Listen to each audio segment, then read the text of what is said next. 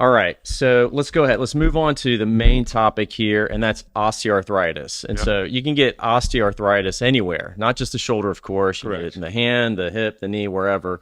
And so, what is osteoarthritis? I think people need to understand that, when we're talking about a joint, there's cartilage lining on the bones, and what osteoarthritis is basically cartilage loss. Right? When you lose cartilage, there are radiographic or X-ray findings that would indicate that you have arthritis, and that's where we kind of diagnose it.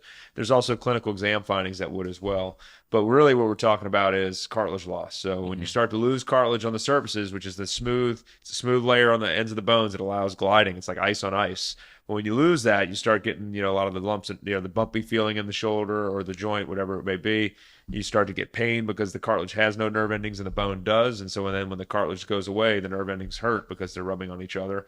And so that's kind of where the pain comes from. And then you can expect things like stiffness in the joint and things like that. So that's kind of what arthritis is. Now, if you looked at an X-ray, there's kind of four radiographic findings of arthritis, and that would be joint space narrowing, and you'll see the joint get closer together on the X-ray, and that's kind of what we mean by that.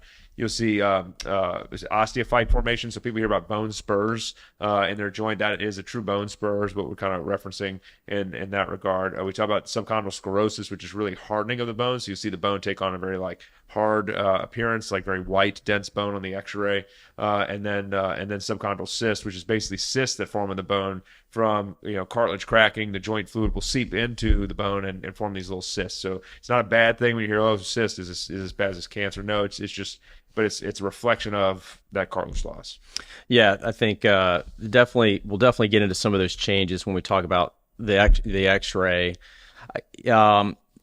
Arthritis. It seems like there's different kinds. You have rheumatoid arthritis and things like this. But I guess a good way of thinking about it, maybe you agree, it's just osteoarthritis is like a mechanical thing, right? It Like is. more mechanical than anything else, where the cartilage wears out, that low friction, lubricating, shock absorbing, thin layer on top of the bone wears out, and then, as you say, then you get the nerve ending dense bone grinding on itself. Yes. And that is osteoarthritis. Yes. Right? Okay. Yep. Yeah. And so, and then and you can imagine when all that starts to happen, you can imagine all sorts of sensations will happen in the shoulder, the grinding, all that kind of stuff. You For get sure. the crunch. Yeah, you may hear like things crunching or kind of almost like a ratcheting feeling when people start to raise their arm with bad arthritis. It kind of like ratchets as they go up, and it's definitely notable. And that's kind of more maybe your painful popping a lot of times. And so people hear a lot of popping and things in joints all the time,